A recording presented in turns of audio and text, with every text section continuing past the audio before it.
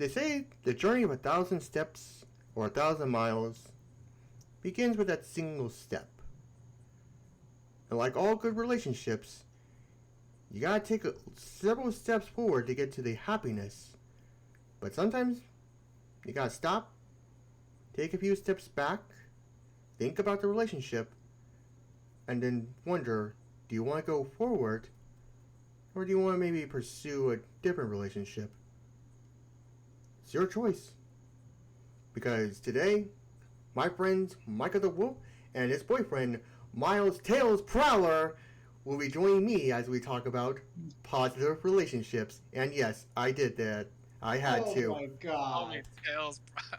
Why would no? Not No. my name.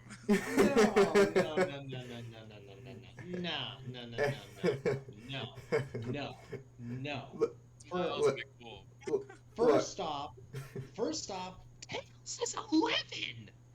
Well, first off, it depends on which continuity you're talking about. Because in Adventures of Sonic the Hedgehog, he says he's 4.5 years old. So Still, that's gross. That's gross. Still, that's gross. Okay, but Oh my god. but I am serious. It like that? But Miles, please introduce yourself, since you're new to the show. Alright. Hi, my name is Miles McWolf. I am dating Micah the Wolf. And yes. So whenever you hear about that meme where you said there's two wolves inside you, it's actually just these two, and they're playing Smash Brothers, and we know who they're playing as. Wink, wink.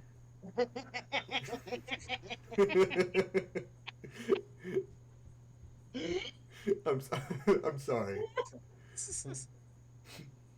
Go ahead, finish, Miles.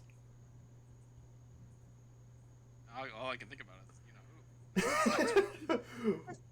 is, Fox McCloud and Wolf O'Donnell. Yes. Yes. And if you're not thinking about them, you better start thinking about them. They are supreme, and I will not hear anything about them not being. Right. But anyway, Miles, you said you're Miles Fox, you're dating Micah, you're Miles Wolf, you're dating Micah Wolf. Is there anything you do specifically? Like, do you do art? Do you do video games? Do you do blah blah blah? Oh, yeah. Well, I'm a digital artist. I graduated from college 2 years ago for 3D modeling animation. But I had to learn a little bit of everything. So I know how to do sculpture, life drawing, figure painting. That's figure drawing. Yeah, I messed up those words. No. As Bob Ross would say, there's no mistakes, just happy little accidents. That and we're just really tired from doing a lot. We've been going out of jobs. Yeah. Actually drawing as we speak. Wow, man, he's really talented. You better believe it. I don't believe it because that doesn't sound like Naruto. Date by who? Date by who? Stop saying that catchphrase so fast. Oops, there we go. Oh, son of a... Anyhow, as I said, today we're talking about positive relationships, and we basically put a list together to basically kind of talk about some very good and positive relationships. Most of it's going to be found in media, but I think at least one of these are real life. Maybe? Not 100% sure on that. All these are based off of fictional characters. Yep, but don't let that get you down. Just because these are fictional relationships doesn't mean that you can't have what these people have. As we start off our list with Bob Belcher and Linda Belcher from Bob's Burgers. Who I believe is the god tier relationship goal for anyone who is like wanting to start a relationship, because if you see how these two have functioned in their relationship for the years they've been together, you would want to be more like them and less like Homer and Marge, who, let's face it, their marriage is on the rocks already. It's been on the rocks for years. So, like, they've literally done the whole Marge will leave him joke numerous times. Mm-hmm. Whereas Bob and Linda, as uh, as Micah said, yeah, they are a genuinely good couple. They they do bicker with each other, and they have fights, but ultimately at the end of the day, they love each other, and they would never want to leave the other high and dry. Like such as when Linda accidentally took flying lessons from Upskirt Kurt. If you know that episode, you know what I'm talking about. But basically, Linda almost gets seduced by a what would the word be? Womanizer? Yeah, a biplane instructor. Remember that? Yeah, you did you see that episode, hun? Seen a lot of Bob's Burgers. Almost caught up. Yeah, he planes. He was instructing people. It was like a free flying lesson for Yeah. couples. Yes. And if the woman came alone, he would fake a crash landing and try to use the adrenaline to kind of basically, like, like, hey, we survived this crash, let's have sex. Right. And it would Um, work all the time. Except, Time. yep, Linda was just, she's loyal to Bob, and when Bob learned that she was taking flying lessons from a womanizer, he basically did all he could to get in a boat and start rowing. Get on a boat, got onto a rowboat, and then rowed to the island to basically make sure his marriage was safe. And he and runs into Mr. Fish owner who's on a boat. He's like, "You have a boat? Why did you give us a I ride?" did. You did ask. Okay, I have a boat. Are you happy now?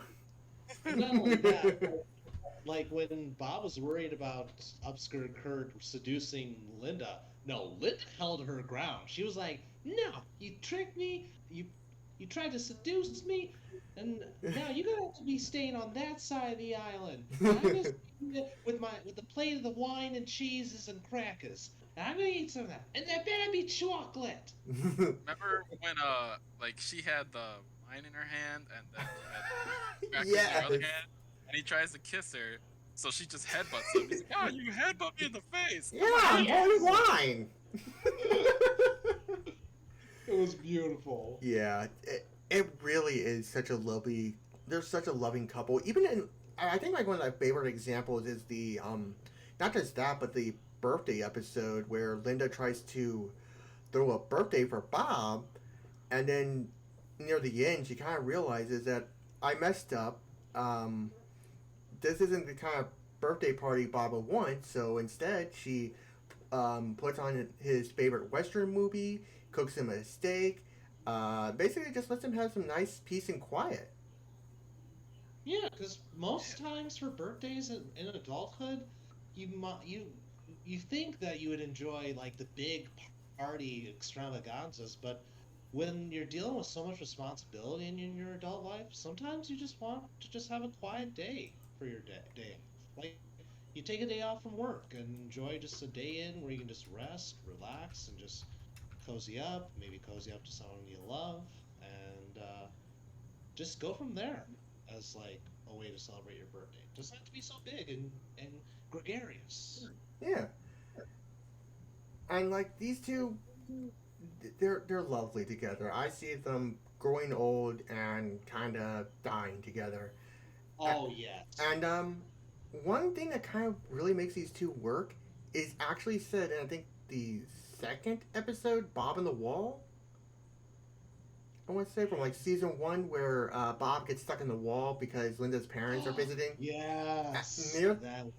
near the end, she says, uh, Linda's mom, I can't remember her name. She says, "Family drives you nuts, but that's what makes them family." And yeah, that line, it basically kind of hammers home what the whole Belcher family is.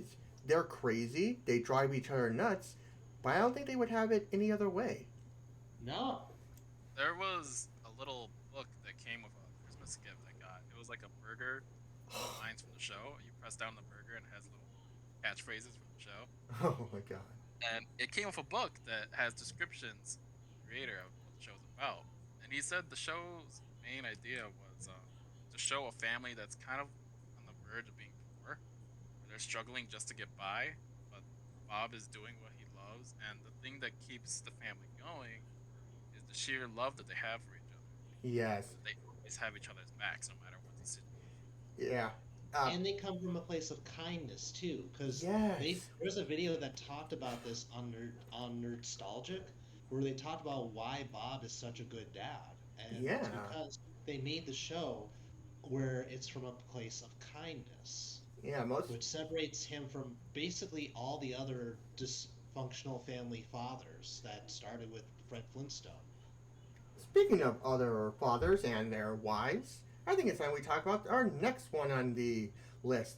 Possibly an interesting character who I feel would love to die with his wife because he's got that loyalty thing. Hank Rupert Hill and Peggy Hill. I tell you what, Peggy, I wouldn't trade this relationship for anything in the world, except maybe make sure the relationship is coupled with propane and propane accessories. Hank Hill is an interesting character because he is he's loyal to a fault, even though his wife Peggy is a little out there. Yes. Let's just say that. Hank is a son of a World War II veteran and I guess hero, uh, uh, Cotton Hill, who is basically the prime example of how to be worst dad ever. Dear God, don't get me started. Yeah, we're now that's a whole other topic. But because of his Hank's upbringing, he's very kind. He's very respectful. He's very hardworking. He's loyal to Peggy. He would never run out and cheat on her. Mostly because he's too nervous to. But Yeah. I remember some of those episodes where it's like, oh, oh, oh. yeah, yeah. Say what you want about Hank. If the dude had to be, the dude could barely be naked in front of a nude beach. Oh, I don't know if I've seen Well, that episode. I've been well, rewatching the old uh, episode. well, they weren't at a nude beach, but they were like a lake, and so the thing is, um, Hank was having dreams about cooking burgers naked, and for some reason, Nancy was in there and she was naked.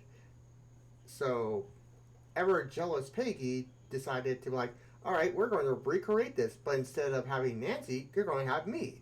And he was nervous just to be naked in front of a private area where it was just him and Peggy until I want to say two nudist lesbians came in. And then he just talked shop with them about propane and was completely fine. I think I saw a photo of that on Facebook. Yeah. Something about my man, and it shows Hank like butt naked cooking on a cooking. Oh, good. Yeah, he's cooking and talking propane, trying to sell more propane and propane accessories. And and like eventually it kind of revealed that Hank wasn't tired of Peggy. He was just kind of tired of like he just felt that um, I was just tired of propane. I needed to spice up my propane life. Huh. I'm like, whatever you say, dude. Whatever you say. Yep. And but yeah, like I said, Hank is a very loyal kind of guy, and even when he was faced with someone who wanted to have sex with him, he basically said no, tricked her into getting out of his car, locked himself in his car, and then drove away. Yeah. Nobody says no to Debbie Grod. I just did. He rolls down the window slightly, says it, rolls it back up, and he drives away. um, uh, it's like, dude, you were given the opportunity to have sex with someone hotter, and you refused it. But you know what? Good on him for being loyal and respectful. Peggy, Peggy's a bit of an interesting character, like I said before, because you don't know if she would always be loyal to Hank. She definitely has a love for him. They have like like their typical arguments and whatnot, but uh, Like they have their things where it's like Hank doesn't really step up sometimes, but unless something life-threatening comes into the scenario, that's when he like gets very defensive. yeah. And and especially there was like one episode where like Peggy becomes the substitute teacher to teach sex education, and Oh yeah. Hank was very, biased based on how, in the culture that they're raised about when it comes to sexual intercourse and spicing things up. They're very conservative, where they think that, oh, we have a good home life and stuff, but really they barely spice things up. But ever since Peggy started bu- burgeoning out of her comfort zone and learning more um, about sex education, different than how she was brought up, it made her want to try new things with Hank, and eventually Hank was willing to be open to it because he didn't want her to give up being a teacher just because of his own beliefs. He wanted her to have a good life. Yeah. He wants to see her successful, and Yeah. it's nice. Uh, I think Miles wanted to say something. Oh yeah. Wait, what? Oh, were you trying to say something? Because Discord Oh, basically is like, oh no, no, I didn't. oh, you were just sneezing. I'm like, achoo. I, I was just sitting here. I didn't even sneeze or anything. Sitting there menacingly. Yes, yes. You're just staying there. There's a street lamp on you, and Micah's just looking at you, and I'm on the walkie-talkies, and you're just. Oh wait, I don't remember how that goes. Oh wait, no, Miles is under the thing, secretly holding a walkie-talkie. Micah's at the other end with the other walkie-talkie, and you're both just talking to each other and like trying to I can see that. I can definitely see that. Who's standing there menacingly? Nice. Get yourself a relationship like that where you can just say that and your friends just like understand. Speaking of which, I'm going to need my friends to talk about this next one because I have no idea on this one. Bandit Oh, and Chili. Care to take yeah. the ropes? This is Bandit in Chile from the cartoon series Bluey. It's the children's cartoon that many of you have probably heard of countless times. Um, That's where it's Bandit. like, well, what was that? Because of Bandit. But Because go of on. Bandit, because everyone loves just how Bandit is just an awesome dad that I feel like many of us probably had this kind of dad who's just like he cares about his kids and he's willing to play along with their shenanigans because he just wants to basically give their kids a childhood and goes along with it. I'm like, this is an awesome dad, and I feel like I would become this kind of dad. I, this is dad goals right here, right here. And not only that, the mom and the dad, Bandit and Chili, they are really good at like giving the big life lessons for like Bluey and Dingo. Like they both learn some of the things about like dealing with distance with friends, dealing with like the meaning of life, dealing with like just random things that every kid should want learn in their life. And I'm like, you know,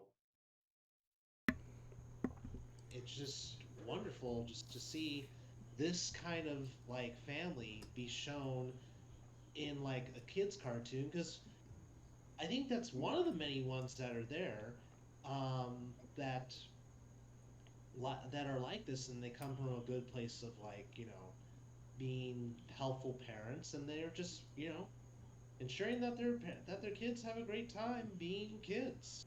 Yeah, because sometimes you'll get the parents are like, they can't always be there for their kids. They can't always teach them the lessons and whatnot. And I'm pretty sure we could do a whole thing on bad parents, but mm, uh, Bandit and uh, shoot, I can't remember her name. You just, Chili. huh? Chili is her Oh, name. sorry. Bandit and Chili, yeah, like not only are they good parents, they're a good couple. They're very sweet. They're very kind. And it's really nice, even though this is a kids cartoon. It's still it's still like it's something that like if you're a furry, you could definitely like this, or even just someone that just likes to be well connected with your inner child. It's just it just hits so well. It just hits in the feels. It's just like it's a children's cartoon that everyone can enjoy. It's like revisiting old like episodes of Arthur or Dragon Tales. It has that same caliber of a kids cartoon where it doesn't just like reach just towards the kids. It reaches to everyone, and that's what makes it really iconic as a kids show for that stands out in the crowd of of all other modern day kid shows, which are just like they're loud, chaotic. They're just like they don't really focus on the life lessons and stuff. They just focus on like random stuff that you know random stuff that they think that kids like, Mm. but they don't really know actual kids. Yeah, because I work customer service, so sometimes I'll see kids, and sometimes you have kids who are loud, rowdy, and don't listen. Other times you have kids who are kind, polite, and they will listen. So it's like like it kind of depends. But these ones, I think it really does hit the mark of like what you would see from actual kids. Also, my roommate, I guess, is running the vacuum cleaner, so you might be hearing that. Uh, Yeah, I But heard that. yeah. well, let's hope there's no furry dogs here. Otherwise, we might have scared them off. Oh God. It's like, how to scare Silver? Turns on Oh vacuum, God. and then you just hear it go, ah! And then there's a silver-shaped hole in the wall. I'm like, damn it! That's the fourth time. And there's like four other holes in there labeled. One says bacon. One says uh, uh, a ball pit, and the other says bath time. Oh God. This We love bath. you, Silver. Yes, we love you. You're a great friend, and if I get a chance, I'm going to just come down to Chicago. I'm going to kidnap you. So, I'm going to kidnap you, Matomo, and Scruffy, the good one, and I'm just going to take you all to pizza place to get this incredibly cheesy cheese pizza, and we're going to hang out and play Mario Party 5. Oh dear God, no! Don't ruin the friendships. Do not ruin the friendships. Mario Party ruins friendships, I'm apparently. afraid. No, you're thinking of Monopoly. Oh, that too. Well, no, wait, they're the same thing, aren't they? uh, Mario Party Monopoly? Why are they the same? I mean, there is a Mario Party Monopoly game, so maybe I don't know. Yeah. But speaking of randomness and silly adventures that seems to happen almost daily, It, there's 104 days of summer vacation. Schools. Said. Just look comes out again. Just wait. There's 104 days of summer vacation till school comes around us to end it. So the annual problem of our generation is finding a good way to spend it. Like maybe we're not doing the whole song, but We don't want Disney to get mad at us. trust me, they got mad at me when I tried to sort of do like a talk over of Winnie the Pooh. Oh yeah. Yeah, that was not fun. But Phineas and Ferb, it's another one of those shows that has good and bad relationships because reasons, but we're not going to get into that because I really do not need that debate on my hands. I really don't care. My mom was 20 years younger when she married my dad, so get over it, people. But instead, we're going to be focusing on the positive. So, Flynn Fletcher and Linda. Wait. What was his name before? Yeah. Flynn and She's Linda. Lindana, and she wants to have fun. Oh my god. Well, I was wondering if one of you was going to do that. Madonna. Wait, what? I Madonna. wanna have fun. Yeah, I remember. Oh god. Right, but she used to be a singer. Right. Yes. But Flynn and LaDonna are an interesting couple because not only do they love spending time doing a bunch of stuff together, like they do all kinds of stuff. Like they take the kids to the circus, the park, museums. They go spelunking. They are like the kinds of parents that you hear them talk about doing all kinds of crazy stuff. I'm like, wow. Exactly. But there's one scene in particular that I know is why Micah put them on the list. I got him into Phineas and Ferb, and he has not stopped talking about this clip since we watched it. What is it? You want to explain it? Da da da. Awesome. Fossils. Da da da. I know that scene. Fossils. Fossils. Da, da, da. He keeps replaying it again and again. And I'm like, it's like he's playing it again over and over while Madonna is like, trying to go to sleep. She turns over and like you would expect her to like yell at her husband for doing that constantly and everything, but no, she just laid there, just smiling, just staring at her husband being a dork. I'm like, this is adorable. It is, and it's just so sweet. She's like, "Yep, this is the dork I married, and I love him." And Exactly. and what's interesting is that technically, is that Flynn is technically LaDonna's second husband. Yes. Yep, because Linda had two kids, Candace and Phineas, before something happened with the first dad, and then she remarried Flynn, and he brought Ferb into the family. And the creators said that they never intended to ever reveal who Phineas's real dad is. Yep. Because he is not part of the story. They never wanted to tell that story. Yeah, and I don't think it doesn't really matter.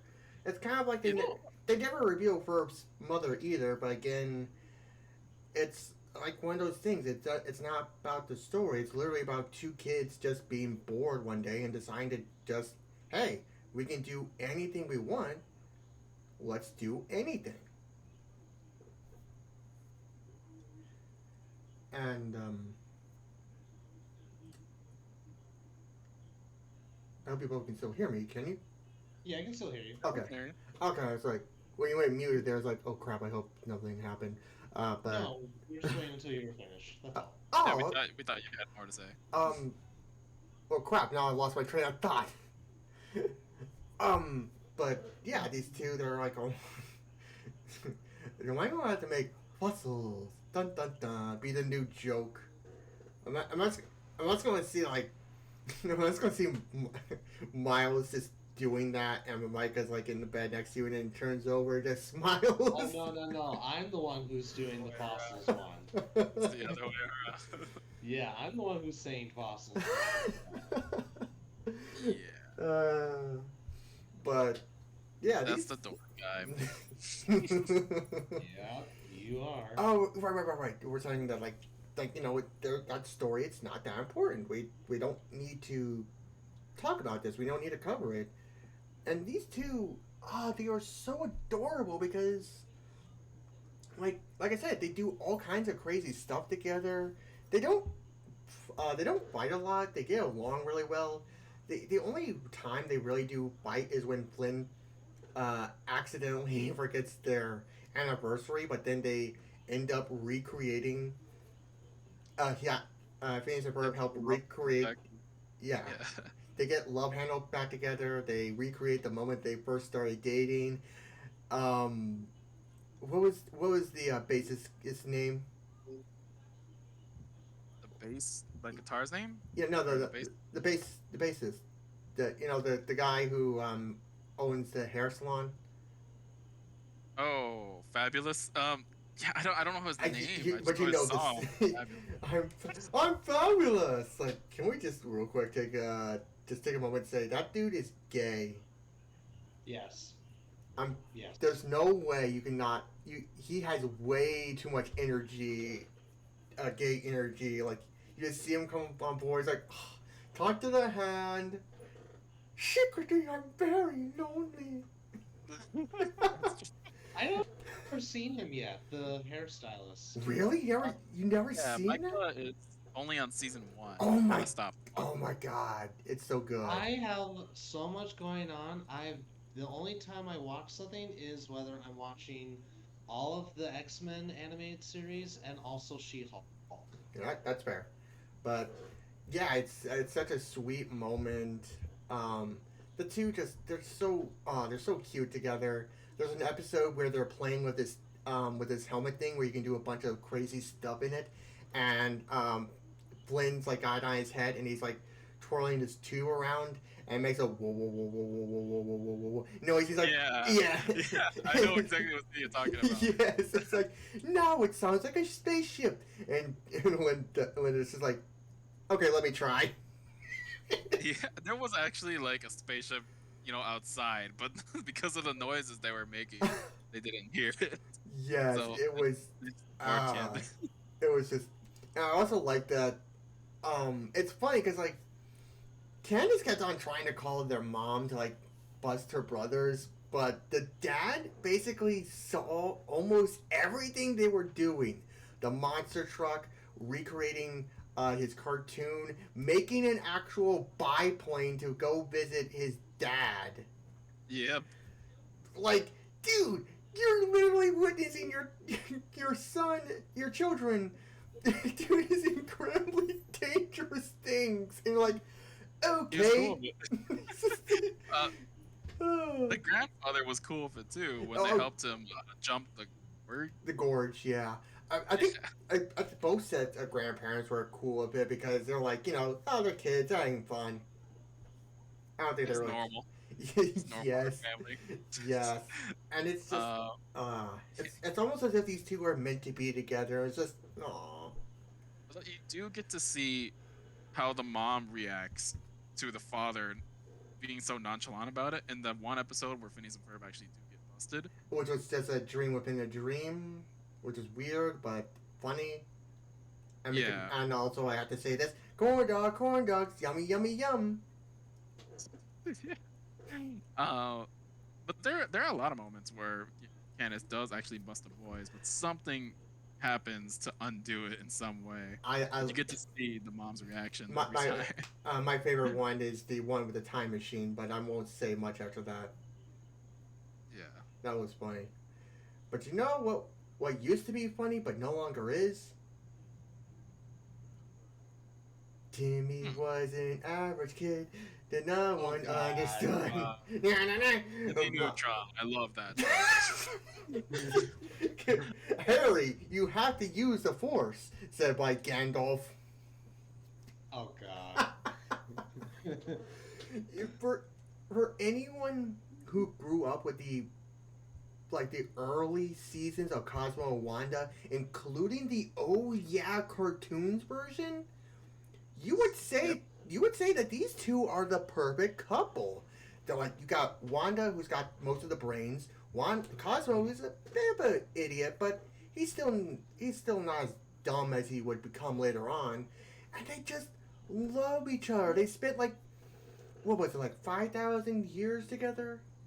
Yeah, I'm not sure the exact number, Uh, but yeah, somewhere around there. Yeah, they're because immortal.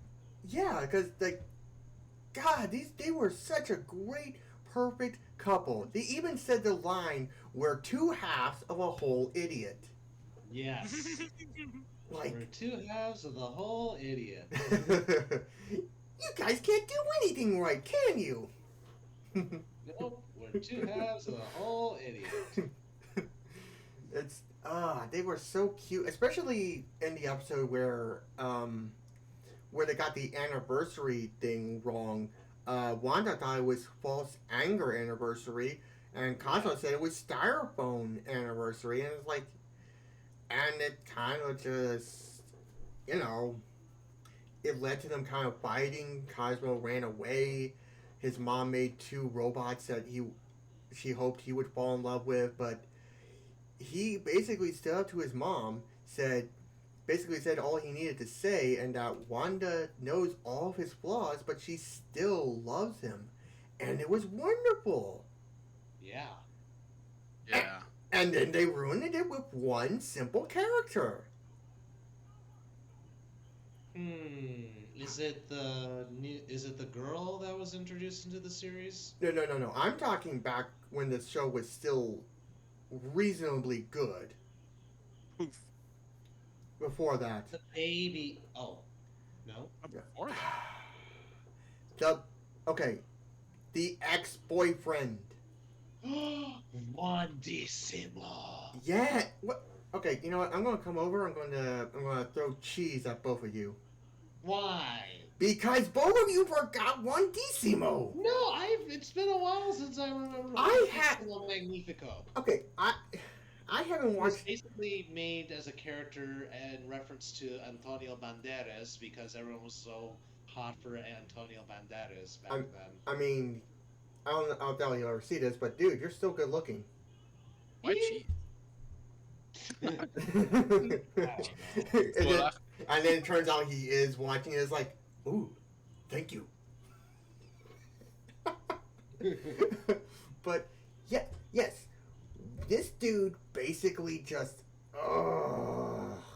whenever he's on screen, he basically keeps on making it seem like, oh yeah, no, this union is about to fall to pieces and be completely destroyed. Because they eventually kind of like started making jokes or like, oh, well, maybe Wanda would cheat on Cosmo and get with one Decimo. I'm like, yes, let's take this happy couple that's only been together for 5,000 years and just, Yeah. like, good God. I know Cosmo got jealous, but I thought Wanda never actually, Yeah, seemed interested in him again. yeah, it seemed like that, but Like he was after her, but she was like, "I'm with Cosmo." yeah, but there's also like there was an episode where Timmy tries to explore the inside of their castle house, and Wanda has a dream about Juan Decimo doing something, whatever. So Oh, Yeah, I do remember that episode. it's like Oh yeah. I'm like, I'm sorry, but no, this is stupid. I just you took a good couple and destroyed it. Like there was even an episode where Cupid sends everyone on a scavenger hunt and Yes. and he wages his marriage for a nickel. Oh God, I hated Cosmo for doing that. Yeah, like dude, it just destroyed this cute, adorable relationship that should have worked. And you know what's crazy? There's another relationship that kind of does the same thing, but still works because no matter what, the idiot would never want to leave his wife. And of course, I'm talking about Among Doll. And I'm not going. Oh, And I'm yeah. and Yeah, I'm Mungdal from Chowder. Chowder, yeah. Yeah, and I'm not even going to attempt to do Truffle's voice because that's Tara Strong's job, and she does it great.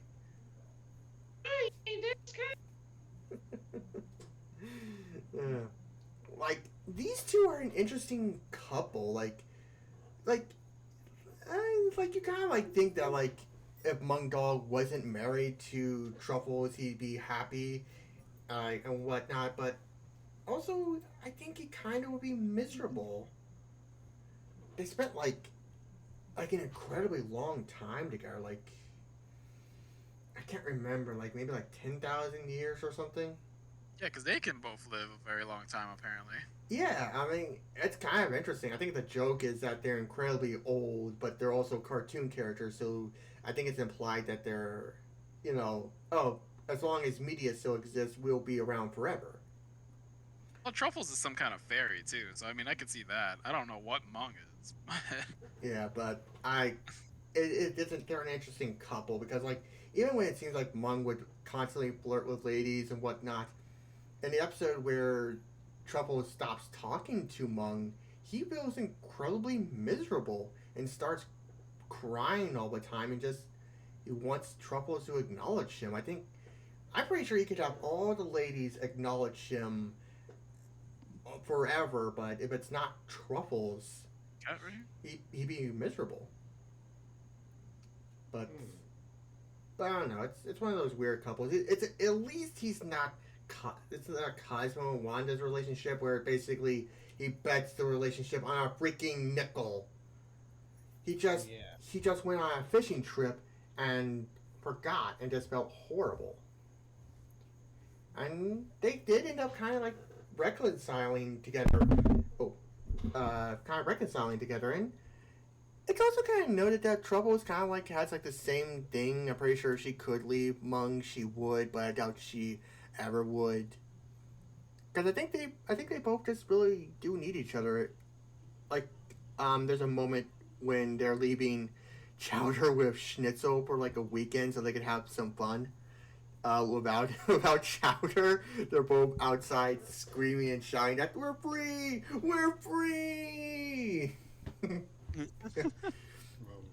man. uh, uh. But you know, what I'm saying? Let's talk about couples that basically kind of screw themselves somehow because they don't know how relationships work, and the network and whoever made the show thought like, hey, how about instead of these two being together, we swap the male and female put them together because that's what everyone wants, right? Right? No? Oh.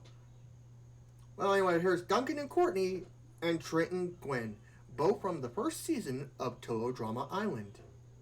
Oh yeah, favorite Mhm. couples from the show, and it's in season one. Yep. Oh, I'll be honest. Trent and Gwen, they definitely had something going on, especially considering that uh, second episode, Trent and Gwen basically were just staying up for like several days, just talking with each other to just kind of like bond and whatnot. It was cute. It felt um, what's a good word? Organic. I think I think that's a word. I mean that seems fine.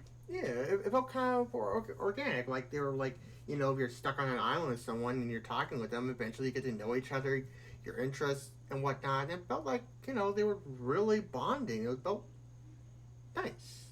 And with all the strange characters, like strong personalities everybody had in that show, they were two of the most normal ones. So it was nice for them to have somebody that they can relate to and talk to, Yeah. try to de-stress from all the craziness happening on that show. Yeah, like Gwen was definitely very down to Gwen and Trent were definitely the most down to earth. They were like, they took things seriously and whatnot. And it wasn't crazy weird like Izzy. Yeah. Oh God. Yeah, Izzy. just no one. and then No. And then there was Duncan and Courtney. Now, these two were very interesting in the sense that they're like, you know, solar opposites, but it kind of proved that opposites can attract and help each other. Yeah, because they both brought out different characteristics from each other. Like Courtney was so uptight, followed the rules. Duncan, was a bad boy and liked to break the rules. But when they started interacting more with each other and rubbing off on each other, Duncan started to be nicer, show his kind side with DJ when he got him a new bunny because his bunny died. Yep. And then Courtney started to break the rules and have more fun when they stole food for all the other campers from Chef. Mm-hmm. And Chef is a guy you don't want to mess with. Oh no, the man definitely he definitely served in the military and he's seen some shit. That Duncan pushed him too far. That one episode where he kissed him. He on kissed the his cheek. nose. His nose, yeah. Yeah. Who voiced Shep? I want to know. That dude did awesome. I just love it. The guy who voiced Chef is the same guy who played. Let's see if I can find it. Looking up Falcon and the Winter Soldier, because let's see, one of the characters in the show, cast of characters, U.S. Agent's sidekick. What's his name? What's his name? Where is it? Trying to find it in here. Give me a moment. Elevator Here it music. is. Yeah. Clay Bennett is his name. He's a Canadian actor, best known for playing Chef Hatchet and DJ from Total Drama, and he played Lamar Hoskins' Battlestar in Falcon and the Winter Soldier. Man, that dude, he's got some good range of his voice then, because like DJ and Chef are so different sounding characters. Yeah. I didn't know that he voiced DJ too. That's cool because in season 2 they had like a little illegal alliance, so it was just him with him. Oh cool. my god. Okay, can I just say that it's characters talking to themselves is hilarious, kind of like how Pieman and Blitzo's dad, I can't remember his name, basically they're voiced by the same guy. Yes. Richard. Brandon Rogers. Yes, Richard, who voices Moxie and also voiced the kid in the pilot episode for Hell of a Boss. He was basically insulting himself. It's funny just hearing like, oh yeah, I basically voice these I voice these two characters, so I'm just going to insult myself. And Seth MacFarlane is like Oh, whenever God. Stewie, Peter, and Brian are talking to Oh, each other. don't forget Glenn. Yeah, the Glenn too. That one's so unique from all the other ones too. Yeah, it's like, man, like, dude, I'm not sure how I feel about your cartoons, but you got great voice talent. No, don't deny that. Like Family Guy started off. Yeah, like Carter Peterschmidt and Dr. Oh man, they When even they interact with each other, they're They're- like saying, "Oh, we should talk." We sound kind of similar. no. There's like a gag on Family Guy where like Meg asks, "Oh, is Dad just not going to talk?" Or I think she's like said something about Seth not talking throughout this whole thing, and every character that Seth MacFarlane voices just comes forward and they always start nodding their heads, including the Kool-Aid Man. Oh yeah. Oh, God, it's so weird. Oh. But you know what else is weird? How at the end of like season 1, Duncan and Courtney and Trent and Gwen they all kind of just like, fizzle apart, and then just changes into this weird relationship thing where Gwen and Duncan now get together. I'm like, Well, that didn't happen at the end of season 1. So after season 1, between season 1 and 2, Duncan, Trent, and Gwen all made it onto Total Drama Action. Courtney at first didn't, and She sued her way onto the show. yeah, and one thing that Trent, he felt real bad that Gwen lost the competition and basically lost all that money, so he basically was trying to throw the games so that way Gwen could win. And, well, that didn't work out too well. The thing that I remember, I don't remember that being the reason why, because in some states she was the winner. Well, yes. Uh, Yes, but that's actually that's an interesting thing. There are some scenarios where, yes, Gwen wins, and like different scenarios happen, but that's the one I remember. But go ahead. like because I love Total Drama. I watched it so many times. I even watched Pockettail Island recently, which is still really bad, but there are some good parts about it. Not going to ask. What what I remember is the reason Trent was throwing challenges is because he started getting jealous that Duncan and Gwen were getting along so well, but they were just getting along as friends. They were just bonding as friends, and Duncan made a joke towards Trent for being weird about the number 9, because that was a weird fascination that came out of nowhere in the season. He got obsessed with the number 9. And yeah, he got jealous. So anytime he could try to impress Gwen, he would, and he tried to throw challenges to impress her more, and she did not like it. Yeah, and he eventually got voted off, and he was hoping that maybe that wouldn't happen, but no. And then their relationship kind of just fizzled out, and Courtney became her old self again, and Duncan was not having that because he kind of had some character development, but Courtney basically took a step backwards, and it really wrecked the whole relationship where she was very bossy, demanding, controlling. Well, she became the new Heather too. Like she was the Yes. main villain that season. That Yeah. season was weird. It didn't have an actual villain like Heather in season 1. It had Justin in the first half of the season, Well, who Justin was. kind of, Oh but yeah, Justin, the pretty boy. yeah, the pretty boy. He was kind of the villain in the first season, trying to use his looks to make people do stuff for him Mm-hmm. and to win the million. But Yep. they stopped falling for it pretty fast. And then once Courtney came in, she immediately got rid of him. So Yeah, it then turned into her just being the villain. It was just kind of like this weird, oh my god, kind of thing. yeah, that's why the second season is kind of just glossed over. It's not terrible, but it's kind of all over the place. They didn't really have a solid plan like they did with the first one. Yeah, season 3 was also kind of interesting because basically they were traveling the world, and then there was like this sort of arc where they um, lost money for the show, and there was a bit where apparently they got this one lady on where apparently she was like hosting this sort of like sideshow where like Blaney, you're talking about yeah, Blaney. yeah, Blaney. She ended up being a contestant on the show, and it was like kind of weird and out of nowhere. It just didn't make sense at all.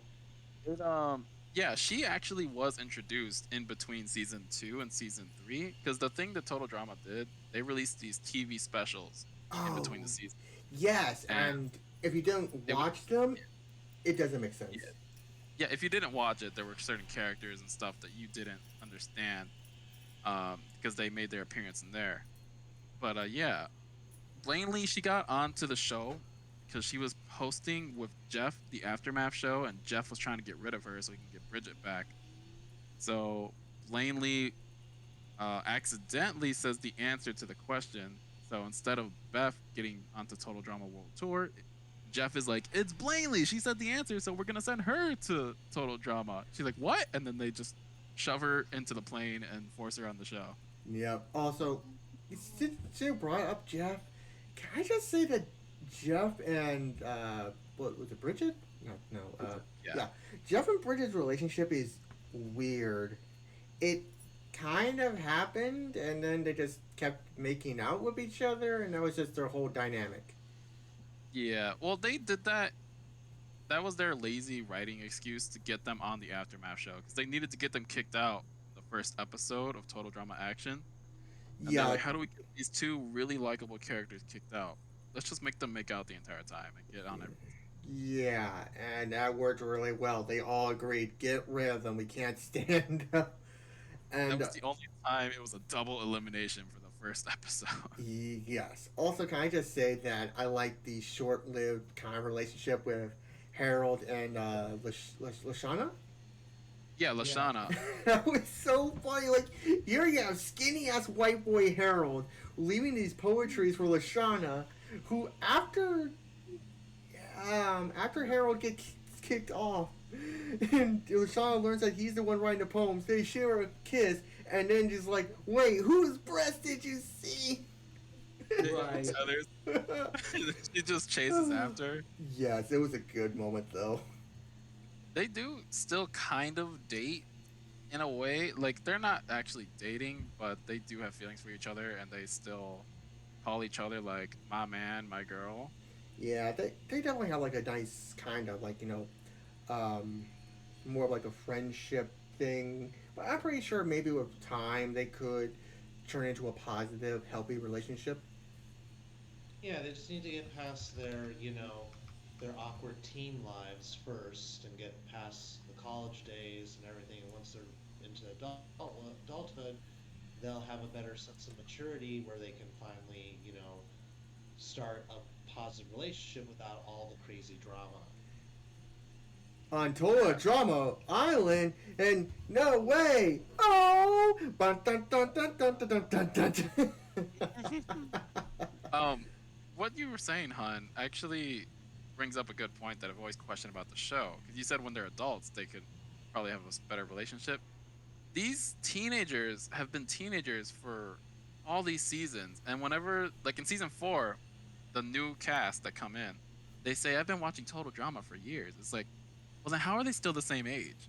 I know it's a cartoon, but the original cast are still teenagers, and then these younger teenagers have been watching them for years, are somehow the same age as them. It's so confusing. Yeah, that's actually interesting. That's an interesting. I kind I kind of wish that they would acknowledge that, like like as like a joke kind of thing, like you know, Yeah, because like Total Drama been going on for years, but somehow all the contestants are the same age, despite them growing up watching the show. Because yeah, they say that in the confessionals.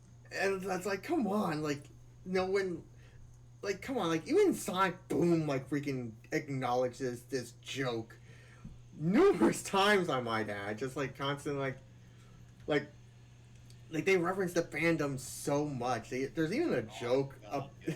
There's even a Oh joke about yeah, I know exactly where you're going with that. it's just like I haven't read. I've seen the movie, but never read the book. That's okay. People really need to stop recreating things in live action and expecting people to love it. Yeah, it's like I know that. Oh yeah, I've been hearing about that. How's the movie? No, it's good as the book. Studios should stop trying to make the same tired out, overused properties and write something original for once. And then all goes silent, Aw. and the tail just Aw. yeah, it's all Aw. it's quiet. Camera. Cough. Just tail just coughs. But uh, but what? What? While I have us on Sonic Boom, real quick. No, it's not about the chili dog. It's the other one. Sonic and Amy. Well, you know what? Actually, I think it would be a good point to end this on real quick because first off, I want to say this: the soup is cold and the salad is hot. How is that even possible?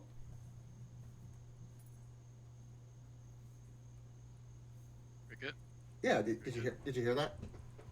Oh, yeah, No, I sorry. heard. Oh, Go ahead. I thought I thought you were gonna laugh because that's like another one of those well-known lines where Eggman's eating soup and salad. The soup is cold and the salad is hot, and he's wondering how is that even possible. Oh yeah, I do remember. I don't think I ever saw that part. Yeah. I think the Knuckles feminist joke. Oh, That that's was funniest one. great. Yeah, I love just- that one. He's like, Amy, every time someone calls out the breaking of traditional gender norms, it undermines the concept of gender equality by saying that this is an exception and not the status quo. Silence. I'm so surprised because Knuckles is usually so dumb. He's like, "What? Just because I'm a meathead doesn't mean I can't be a feminist." yes, Which makes sense, because, and I'm going to get a little bit, quote unquote, I'm going to get a little bit political here. I'll allow it. Peace. I'm out of here. No, I'm just kidding. Go on. But what he means is that like when we bring up the problems that are going on with gender equality, it undermines the solutions to wanting there to be, you know, you know, the idea of gender equality existing by saying that it's better that we have a battle of the sexes thing going on and not worry about the status quo. It's like we just want to keep this. It's like we say that okay, so have women saying that they're better than men and men saying that they're better than women is okay. Is definitely gender equality to us, and not really just like it should just be all about everyone just gets the same treatment no matter what. Like Batman said in Brave the Bold, the hand of justice is unisex. Oh my god. And, and I don't care how funny of a line that is. That's pretty much Batman. He's like, I don't care what your gender or pronouns are. If you're committing a crime, the hammer of justice will see to it that you pay for the crime. Who didn't punch? Also, There was a clip in the Batman that I saw on Facebook recently where it's him punching an old lady. She's like, "Hello, Sonny," and just punches her super oh hard into yeah, the it's wall. like, and it's a plant, and she's like, Yeah, you knew that was a plant, right? he just walks off because he doesn't answer. He's like, Oh, that was funny, but we've been going for an hour, and I think with this last one, we'll use it to wrap it up. And talk about a relationship that definitely does not really work. So, Amy. And literally the sense of Sonic and Amy's name, because, we gotta combine these names together. So, Amy. But also, so, Amy. What is your problem? Why and like in different medias she's incredible. I think mostly it's in the video games. She's obsessed with Sonic. She just has to be next to him. She wants to be with him. She wants to get married. I'm like, Amy, chill the fuck out. she's Kelly Kapoor from The Office with Ryan. Oh god. Oh, Well, see, I think it's like so her video game counterpart from the lore is that she was an obsessed fan who was then kidnapped by Dr. Eggman, Dr. Robotnik. And so when Sonic frees her and Tails, she's like really obsessed with wanting to be with him because well, he saved her life and she's like a big fan of his. And so well, there's like a lot of things I could dive into that, but like I'm more of a Sonic and Sally ship because well, these two have a great relationship with each other, and that's not super toxic. And it's like, Sonic actually, Sonic's speed matches with Sally's smarts, and they work really well together. And I wish it could have been canon in the games, but that's a whole other can of worms. Yeah, can I just say it's sad that Sally basically only appeared in the comics and shows, and that's it. She's never made any kind of video game appearance. I think because she's too sexually drawn in a way.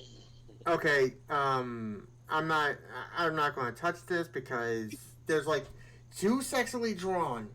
Okay, so here's a brand new. I could like introduce a brand new character to a bunch of Twitter artists, and in less than like the smallest measurement amount of time possible. There's like 50 new pieces of lewd fan art of the character. Yep, that is accurate. Yeah. That is entirely accurate. And one thing I will give Amy credit for is the fact that she literally used her obsession with Sonic to run as fast as him. Oh my god, that's true. That's her canon reason for why she's so fast, because she just keeps trying to catch up to Sonic. So I'm like, Yeah. although I do ship Son Amy when it's Sonic Boom, because Amy has so much more character. Yes. Yes. Not It's just better stalker. character development. yes.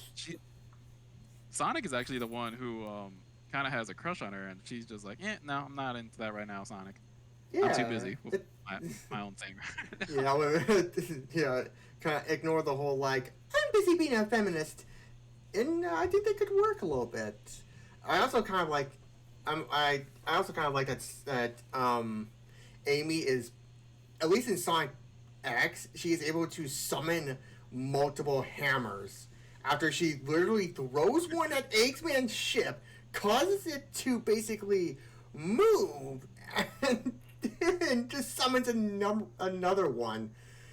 Amy's speed and strength literally does come from the fact that she's obsessed with Sonic, but that that's sort of a double-edged sword for everyone. Like, you get her mad and you put Sonic in danger, you better hope you can run, cause Amy ain't messing around.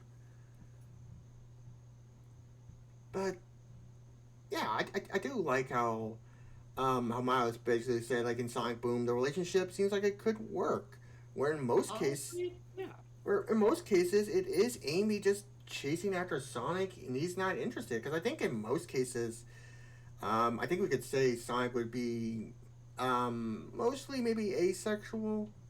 I don't think he really. Yeah, because he mostly focuses on wanting to fight Eggman and care about his friends. He's not really interested in relationships and in that sort of iteration of Sonic. Because there's multiple versions of and multiple variants of Sonic, and this one is especially different. The Boom universe, where it's like he kind of sees like Amy as like a really good friend, and like Amy, she doesn't really hound Sonic as much. Like they both have respectable like friendship in a way. Like they have a very platonic friendship, and yeah, maybe sometimes they do have hints of their relation of their like ship in some instances. I mean, the show definitely has it. Ooh, so Amy, spicy. Yeah, God. Yeah, I'm not I really don't really into care for that. that. I feel it's obligatory to the genre. And then Eggman brings it up to him when they're like bonding Oh my outside God. of his lab. He's like, "So, you and Amy a thing?" And he's like, because he was eating a marshmallow at the time.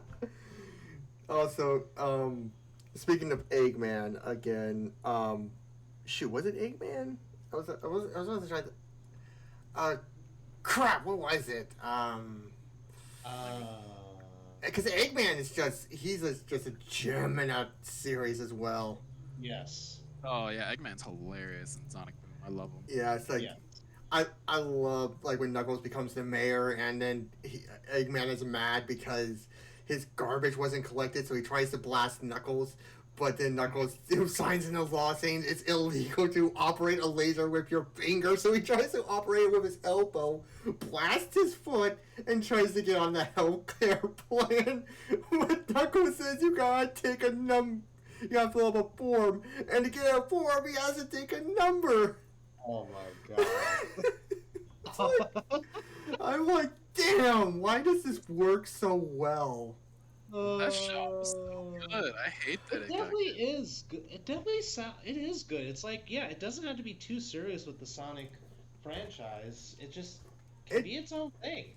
It Yeah, is, and it's its own thing. It's not connected to the Sonic games at all. yeah, Yeah. and not only that, they understand the Sonic fans, they understand the Sonic lore, and they run with it. It's like, Shadow the Hedgehog. yes, Who? Is that Shadow? It's Shadow. Who's Shadow? Who's Shadow? He's the second most popular character in the series canon. yes. It's also I just now remember what it was I was thinking about, like when Sonic is being annoyed by this guy and he keeps on like going into his happy place, then happier place, then his alarm goes off and he wakes up, goes in his happy place, wakes up, goes back to the real world, wakes up, and then it's I don't know who wearing a Sonic suit taking out the trash and goes, whoops, too far. Oh god, yes, Roger Craig Smith. He actually dressed up. Oh as my Sonic. It's like, oh, too far. Oh my god. Okay, see, that's why I want to do like a Sonic Boom versus Teen Titans Go, because these two shows basically show how do you take an IP property that's well known and not make it insulting to the fans. I honestly think Sonic Boom did it better, but I do still appreciate Teen Titans Go for some of their hilarious jokes and callbacks. Well, I'll give Teen Titans Go the movies credit because there it seems like they actually tried. Like the Teen Titans Go to the movies, they literally Oh yeah. stopped. They stopped all the hero origins, went back and basically saved the heroes, basically having Robin shoot. And basically forcing the Waynes to be shot and killed in front of Bruce. Like, wow, that's fucked up. Parents back into the alley.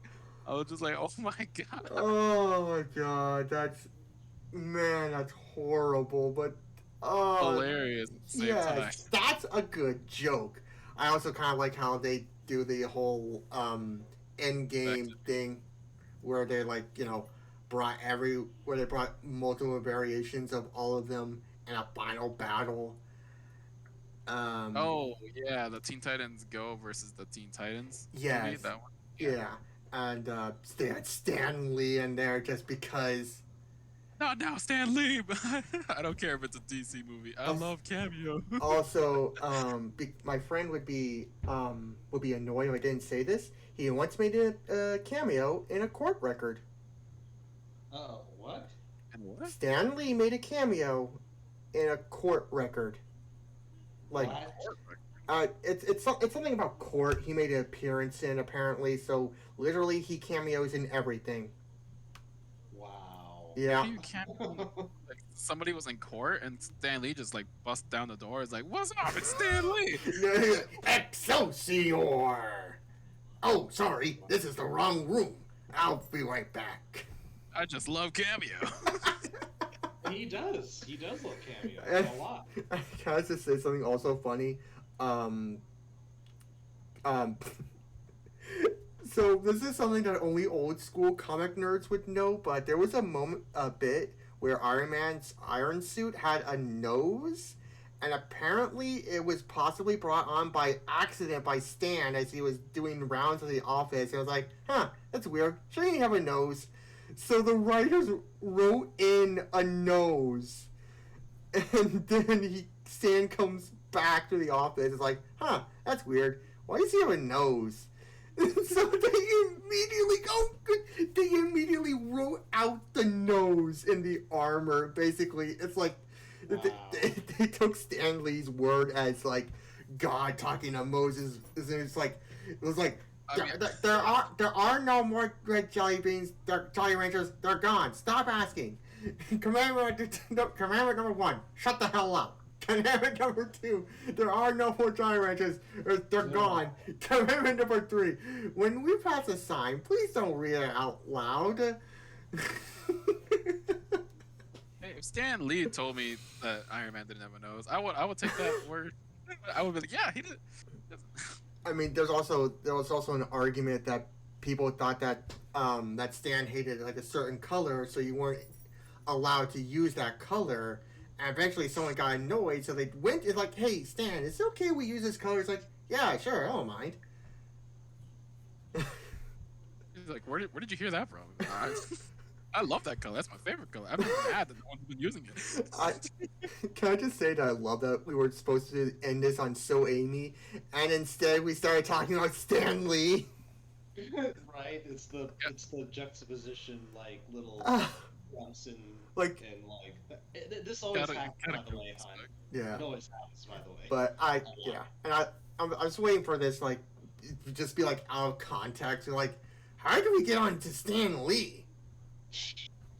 Because Stan Lee is a legend, even now. Yes, he is. He is God. And now taking his place for cameos, Deadpool is going to be doing the cameos from now on. Wait, Or seriously? She-Hulk. Yeah, apparently, according to actual confirmed rumors, that Deadpool is going to be doing cameos for in place of Stan Lee. That But makes we won't know so- when. That's awesome. That We makes don't know when it's going to happen, but hopefully he gets enough cameos plus a movie deal for his third movie, whatever the heck that's going to come out. And he does a joke where he tries to curse, and he's like, seriously, Disney? You acquired my studio, and just so that way you can get the X-Men involved, and you can't let me say the word. Okay, oh my god. Damn it. Okay, can I just say that makes sense because he knows he's in a comic. He knows about the fourth wall, and that's basically why Charles kills himself in Deadpool versus Marvel.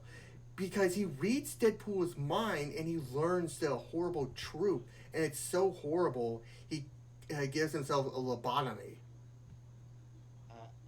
I've never read that comic story. Oh, go look up Comic Storian. Um, Shout and out to Thomas Story. shout out to Comic Storian, or Comics Explain. I remember I basically watch a few YouTubers who do like read dubs of like comics and whatnot. Basically, Yeah, Thomas Story. yeah. The best one. Yeah, but do buy the comics if you can. Support the industry. But they basically give a recap, and that's one of the moments. It's dark and effed up, but yeah. But anyway, we've been going for over an hour. I'm impressed we did not realize this. But this is really fun. I think this is something I would like to try again in the future. I definitely want to do a part 2 because we have a lot more couples we could talk about. We do, but we kind of went off tangent. And again, this kind of thing happens, hon. When it comes to the podcast, with me, B, and all the friends, this is what it's like. And I hope that everyone who was watching this, I hope you really like this. I really like it when I get to talk and nerd out with my friends and make jokes and laugh. I hope I made you laugh today. I hope you are able to smile and remember, just because you have a relationship does not mean it will be good. It requires a lot of work. It requires compromise. There's a lot of things that need to go into it, and sometimes you just need to ask yourself, should I stay in this relationship or should I not? Because I know my answer. if you truly love something, let it go. If it comes back to you, it is meant to be. Anyway, I am Thomas 2-Bit Bestove. This has been Miles. Oh, Miles the Fox.